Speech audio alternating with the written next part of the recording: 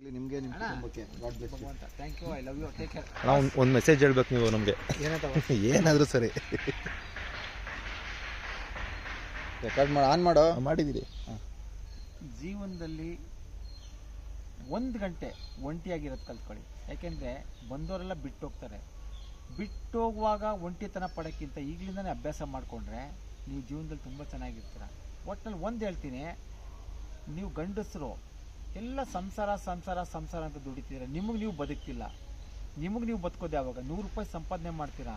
100 ರೂಪಾಯಿ ಸಂಪಾದನೆ ಎಲ್ಲ ಸಂಸಾರಕ್ಕೆ ಕೊಟ್ಬಿಟ್ಟು ನೀವು ದುಡ್ದಿಲ್ಲ ಏನು ಎಂಜಾಯ್ ಮಾಡ್ತಾ ಇದ್ದೀರಾ?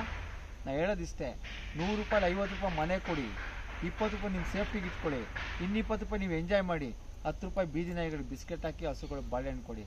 ನಿಮಗೆ ನೀವು ಬದುಕ್ತಂಗೂ ಆಗುತ್ತೆ, ಎಲ್ಲರಿಗೂ ಕೊಟ್ಟಂಗೆ ಆಗುತ್ತೆ. ಸೀರಿಯಸ್ ಆಗಿ ಹೇಳ್ತಾ ಇದ್ದೀನಿ. ತಾಯಿ ಕಣ್ಣೀರು ಹಾಕ್ಬಿಟ್ಟು ಮಕ್ಳಿಗೆ ಒಳ್ಳೆಯವಳಾಗ್ತಾರೆ. ಆದರೆ ಅಪ್ಪ ಕಷ್ಟಪಡೋದು ಯಾರಿಗೂ ಗೊತ್ತಾಗಲ್ಲ. ಅಪ್ಪ ಇಲ್ಲಳ್ತಾನೆ, ಅದು ಮಕ್ಳಿಗೆ ಗೊತ್ತಾಗಲ್ಲ. ನಾನು ಹೇಳೋದಿಷ್ಟೇ, ಅಪ್ಪನ ನೋವು ಯಾರಿಗೂ ಗೊತ್ತಿಲ್ಲ.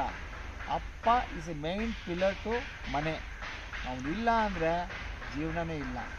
ಒಬ್ಳು ಅಮ್ಮ ಆಗಬೇಕು ಅಂದರೆ ಅಪ್ಪ ಬೇಕೇ ಬೇಕು.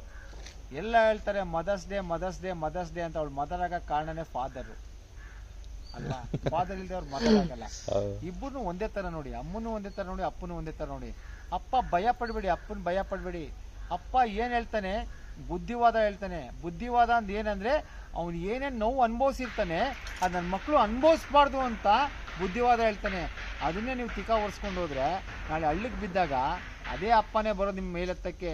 ಎಷ್ಟೋ ಕಡೆ ನೋಡಿದ್ದೀರಾ, ರಾತ್ರಿ 2:30-3 ಗಂಟೆಯಲ್ಲಿ ಅಪ್ಪ ಮಲಗಿರ್ತಾನೆ, ದೊಡ್ಡ ಆಫೀಸರು. ನೀವು ಡಿ ಕೇಸಲ್ಲಿ ಸಿಕ್ಕಾಕೊಂಡಿರ್ತೀರಾ, ಫೋನ್ ಮಾಡಿದಕ್ಕೆ ಅಪ್ಪ ಬಂದು ದೊಡ್ಡ ಆಫೀಸರ್ ಮುಂದೆ ಕೈ ಕಟ್ಟಿ ನಿಂತ್ಕೋಬೇಕು. ಏನ್ರಿ ನೀವು ದೊಡ್ಡ ಆಫೀಸರಾಗಿ ನಿಮ್ಮ ಮಗ ಹಿಂಗೆ ಮಾಡಿದ ನನಗೆ ನಿಮ್ಮ ಅಪ್ಪನಿಗೆ ಅವಮಾನ ಆಗುತ್ತೆ. ದಯವಿಟ್ಟು ಅಪ್ಪನ ಬಗ್ಗೆ ಯೋಚನೆ ಮಾಡಿ. ಅಪ್ಪ is the main pillar. Super ಅಣ್ಣ.